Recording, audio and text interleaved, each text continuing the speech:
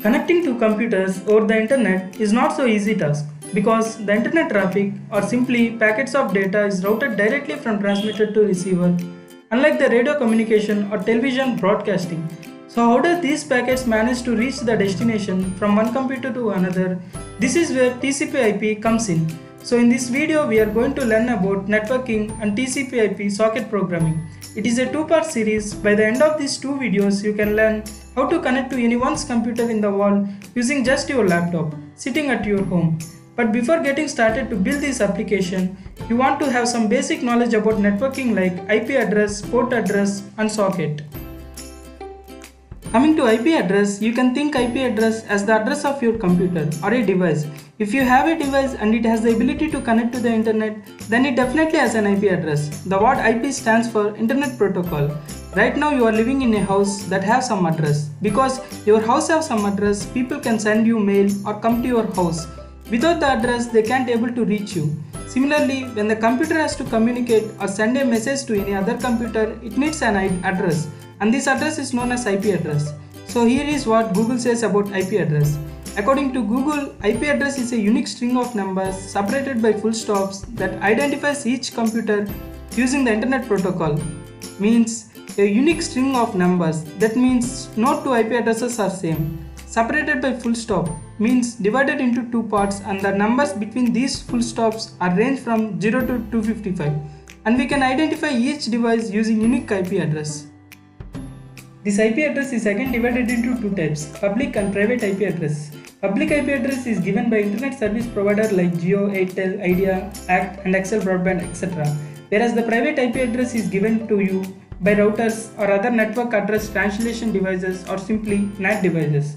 To find public IP address, go to Google and type what's my IP. It will show you your IP address. And to find private IP address, open command prompt and type ipconfig and press enter. You will be given at least a list of IP addresses and there you will find your IP address. And these public and private IP addresses are again divided into two types, static and dynamic IP address. Coming to static IP address, they are constant and never change, whereas the dynamic IP address will change. Static IP addresses are used for servers and websites. When you type google.com in any web browser, you are not typing a name.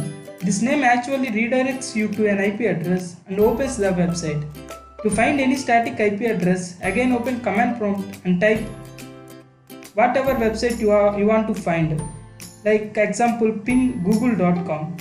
Here you can find static IP address of Google.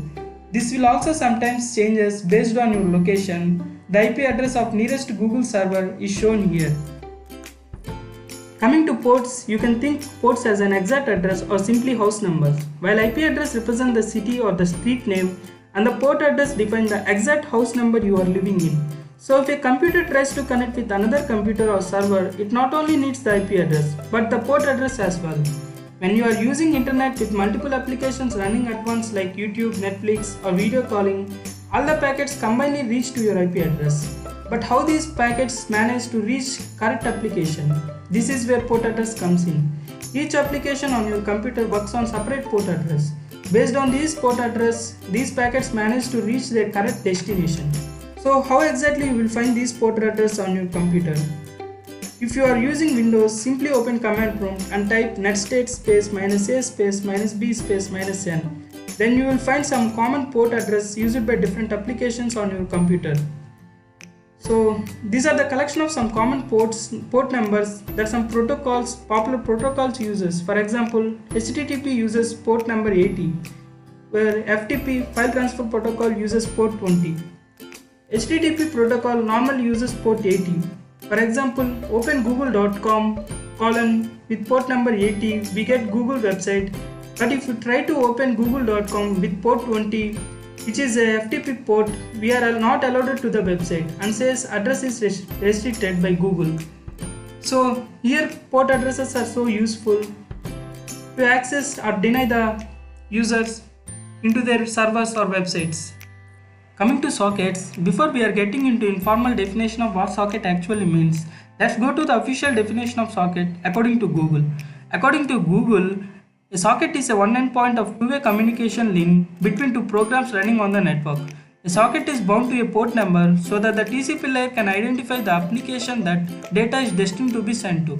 An endpoint is a combination of IP address and port number. Terrible to understand, right? Let us see it in easy words. So what it actually trying to say is sockets are required for one computer to communicate with another computer.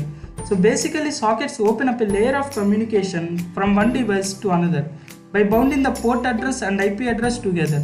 So you have one computer and your friend computer. To communicate between both of them, you have to create a socket, and that socket bound to an IP address and port number. And then the socket is able to communicate or send information to your friend's computer. Sockets are inbuilt in all programming languages. Like in Java, it is available in java.net package, and in Python, it is available in socket library. Here are some of the socket commands in Python. Socket.socket. It is used to create a socket, that's it.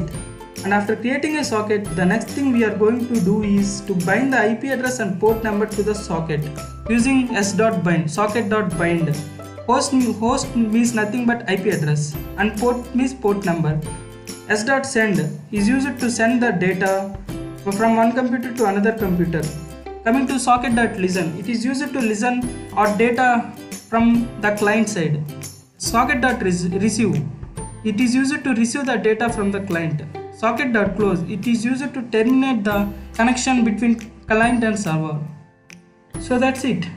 In the next video we are going to build an actual reversal application with an IP address, port number and socket. Using this knowledge we are creating a server and client application in Python so you can control anyone's computer using your computer sitting at home.